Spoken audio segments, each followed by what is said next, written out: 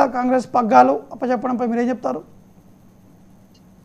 మీకు 99 ఛానల్ వీక్షిస్తున్నటువంటి ప్రేక్షక లోకానికి, అదేవిధంగా ప్యానల్లో ఉన్నటువంటి అందరికీ కూడా శుభోదయం తెలియజేసుకుంటూ, ధర్మేంద్ర గారు కాంగ్రెస్ పార్టీలో రావడం అనేది మనం గత వారం రోజుల నుండి చర్చించుకుంటున్నాం. ఆమె రావడాన్ని, ఎందుకంటే ఆమె ఒక పార్టీకి అధ్యక్షురాలుగా కాంగ్రెస్ పార్టీలో ఉండాలనుకున్నారు. ఆమె వచ్చింది. ఎవరైనా కూడా రాజకీయాల్లోకి వచ్చినప్పుడు మనం స్వాగతించాలి. ఆమెకి వెల్కమ్ చెప్తున్నాను. ఈ సందర్భంగా ఆమె భవిష్యత్తు కూడా బాగుండాలని మనస్ఫూర్తిగా కోరుకుంటున్నా.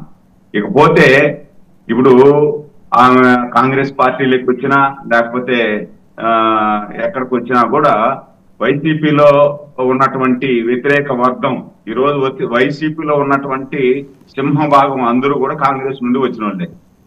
మిగతా వాళ్ళు కొంతమంది తెలుగుదేశం నుండి వచ్చిన వాళ్ళు. వీళ్ళందరూ కూడా సొంత గూటికి వెళ్ళిపోతారు అనేది నా అభిప్రాయం. ఏదైతే ఇప్పుడు 60 మంది ఎమ్మెల్యేలని మార్చాలా అనుకుంటున్నారో, ఈ 60 మంది కూడా కాంగ్రెస్ నుండి వచ్చినారు కాబట్టి కాంగ్రెస్ నుండి వెళ్తారు అనేది నా ఆలోచన, నా భావన. దాంతో పాటు ఇందాక కాంగ్రెస్ నాయకులు కానీ అదేవిధంగా వైసీపీ నాయకులు కానీ మాట్లాడుతున్నారు. ఈ రోజు రాష్ట్రం విభజించడానికి కారణం కాంగ్రెస్ ఎంతైతే ఉందో బీజేపీ పాత్ర కూడా అంతే ఉంది.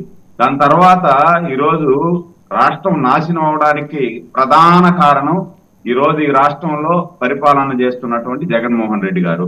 ఎందుకు ఈ మాట అంటున్నానంటే, దాదాపు ఈయన పాదయాత్ర, సుదీర్ఘ పాదయాత్ర చేసినప్పుడు అందరికీ కూడా కనిపించిన ప్రతి ఒక్కరికి కూడా లాగి ముద్దులు పెట్టి బుగ్గలు నిమిడి చెప్పిన మాట చెప్పకుండా పాదయాత్ర చేసి అధికారంలోకి వచ్చిన తర్వాత ఒక్క ఛాన్స్ అనే పేరుతో అధికారంలోకి వచ్చి ఈయన చేసింది ఏంది?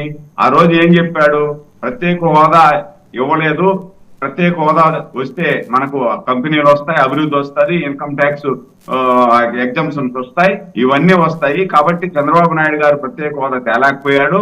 నాకు 25 మంది ఎమ్మెల్యేలు ఇస్తే ప్రత్యేక హోదా తెచ్చేస్తాను అని చెప్పినటువంటి పెద్ద మనిషి అధికారంలోకి వచ్చిన తర్వాత ఒక్క రోజైనా కూడా కేంద్రంలో ఉన్నటువంటి ప్రభుత్వాన్ని ప్రత్యేక హోదా కావాలి, విభజన చట్టంలో హామీలన్నీ కూడా మాకు నెరవేర్చండి అని చెప్పిన పాపన పోయినాడా? ఈ రోజు అధికారంలోకి రావడానికి మాత్రం ప్రత్యేక హోదా ఉపయోగించుకున్నాడు. అధికారంలోకి వచ్చిన తర్వాత ఒక్క మాట కూడా ప్రత్యేక హోదా గురించి మాట్లాడలేదు. ఏడు నుండి ఏమో తెలుగులో మాట్లాడతాడు, నేను ఢిల్లీకి వెళ్తున్నా, మెడలు వంచుతా, మోడీ గారి మెడలు వంచేస్తాను, ప్రత్యేక హోదా తీసుకొస్తాను, వదులు చూడు నన్ను, నేను అట్ట చేస్తా ఇటు చేస్తాను అంటాడు.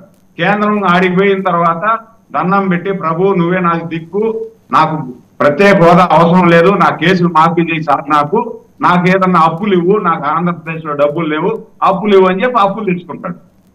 దాదాపు 4 సంవత్సరాల 9 నెలల కాలంలో ఈ ఆంధ్రప్రదేశ్ కి 12 లక్షల కోట్ల రూపాయలు అప్పు చేసిన ఏకైక ముఖ్యమంత్రి. ఈరోజు స్వతంత్రం వచ్చినప్పటి నుండి ఇలాంటి ముఖ్యమంత్రి, ఇలాంటి చేతగాని ముఖ్యమంత్రిని ఇంతవరకు చూడలేదు. ఒక్క ఛాన్స్ పేరుతో వచ్చాడు, ఒక్క ఛాన్స్ వెళ్ళిపోతాడు. ఇంకా ఛాన్స్ ఇచ్చే పరిస్థితులు ఆంధ్రప్రదేశ్ లో లేదు. డెవలప్మెంట్ అన్ని చేశాడు ఈ రాష్ట్రంలో ఈయన. డెవలప్మెంట్ ఎట్లా వెల్లువెత్తున్నాయి. వీళ్ళు ఎక్కడైనా కూడా మంత్రులు కానీ ఎమ్మెల్యేలు కానీ ఇళ్ళకి వెళ్తా ఉంటే ముఖాన తలిపేసేస్తున్నారు ప్రజలు. మీకు ఇచ్చిన అవకాశం, మీరు చెప్పిన మాట ఏంది, ఈ రోజు మీరు చేస్తుంది కార్యక్రమాలు ఏంది అని చెప్పి. వీళ్ళు అధికారంలోకి వచ్చిన తర్వాత ఒక్క రోడ్డు కాదు, రోడ్డు అంటున్నారు ఆయన, రోడ్డు అడుగుతున్నారు, రోడ్డే చేస్తూ మాట్లాడుతున్నారు, ఇంకేమి లేదని. ఒక కంపెనీ వచ్చిందా? వీళ్ళు అధికారంలోకి వచ్చిన తర్వాత ఒకే ఒక కంపెనీ వచ్చిందా? కంపెనీ తేకపోగా ఉన్న కంపెనీలన్నీ కూడా వీళ్ళ ధన దాహానికి భయపడిపోయి రాష్ట్రాన్ని వదిలేసి వెళ్ళిపోయినాయి. అమర్ రాజా, ఒక అద్భుతమైన అమర్ రాజా కంపెనీ చూడండి, 9,200 కోట్లు తెలంగాణలో పోయి పెట్టుబడి పెట్టేసింది. దాదాపు 9,000 మంది ఉద్యోగస్తులు ఈ రోజు ఆంధ్రప్రదేశ్ లో ఉండుండేవాళ్ళు, ఆ కంపెనీ గట్టి ఉండుంటే.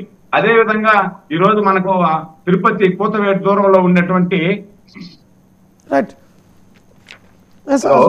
సురేంద్ర గారు, ఒకటి అంటే వైసీపీ చెప్పేది ఏంటంటే, చేసాము, అభివృద్ధి చేసాము, ప్రజలు తమ వైపే ఉన్నారు, ఖచ్చితంగా గెలిపేది మాదే అని చెప్పేసి వారు చెప్తున్నారు. ఎందుకంటే ఇప్పుడున్నటువంటి పార్టీలు కావచ్చు, అందరూ పొత్తులు పెట్టుకున్నా కూడా ఒంటరి పోరాటానికి మేము సిద్ధంగా ఉన్నాము, ఎన్ని కలయికలు అంటే ఎంతమందితో కలిసినా కూడా జరిగేది ఏం లేదు ఆంధ్రప్రదేశ్ అని కూడా చెప్తున్నారు. మీ దగ్గరకు వస్తాను. తులసిరెడ్డి గారు, ఒకే సెకండ్. సార్ కంపెనీలన్నీ కూడా వీళ్ళ ధనదాహంతో పారిపోయి వెళ్ళిపోతున్నాయి. ఇప్పుడు మీకు తిరుపతిలో రిలయన్స్ కంపెనీ వచ్చింది, రిలయన్స్ సెటప్ బాక్స్ కంపెనీస్. ఆ కంపెనీకి ల్యాండ్ అలాట్ చేసి అన్ని చేస్తే ఆ కంపెనీను వీళ్ళు వచ్చిన వెంటనే పారిపోయి పరిగెత్తారు, లూలుబోయ. అదే విధంగా టీసీఎల్ కంపెనీలో మాకు కాళహస్తిలో ఉన్నటువంటి ఎమ్మెల్యే మట్టి దోలుకునేదానికి వాళ్ళకి అవకాశం ఇవ్వాల. ఎవరైనా కూడా ఒక కంపెనీకి మట్టి దోలాలా లేదా ఏదైనా ఒక సరుకు సప్లై చేయాలంటే కంపెనీ వాడు రేటు నిర్ణయిస్తాడు. కానీ ఇక్కడ ఏం చేస్తున్నారంటే కంపెనీ వాడు రేటు నిర్ణయించకూడదు, మట్టి తోలుకునేదానికి పోయిందిలే మన కంపెనీ ఇబ్బంది పెడుతున్నారు వీళ్ళు, సరే తోలండి అనేసి అంటే మట్టి తోలేదానికి కూడా నేను ఇంత రేటుకు తోలుతాను, ఈ రేటుకి మీరు ఫిక్స్ కావాలా అనే ఉద్దేశంతో వీళ్ళు మాట్లాడుతున్నారు. అదే విధంగా అనంతపూర్ లో కియా కంపెనీ వీళ్ళ ధనదాహానికి 100 కంపెనీలు, కియా కంపెనీకి అనుబంధంగా ఉన్నటువంటి 100 కంపెనీలు కర్ణాటకకు పారిపోయినాయి వీళ్ళ దెబ్బకి. ఏదైనా ఒక్క అభివృద్ధి చేశారా వీళ్ళు? ఏదో పెద్ద గొప్పలు చెప్తున్నారు, మేము అది చేసాం ఇది చేసాం మళ్ళా వస్తాం. ఏం వస్తారు, ఎందుకు వస్తారు? ఈ రాష్ట్రాన్ని నాశనం చేసేదానికి మీరు వచ్చింది చాలు ప్రభు. 4 సంవత్సరాల 9 నెలల్లో ఈ రాష్ట్రాన్ని 20 సంవత్సరాలు వెనక్కి పంపించేశారు. ఇంకా మీరు రావద్దు, మీరు వద్దు బాబు, బాయ్ బాయ్ జగన్ అని చెప్పి ప్రతి ఒక్కరూ అంటా ఉన్నారు.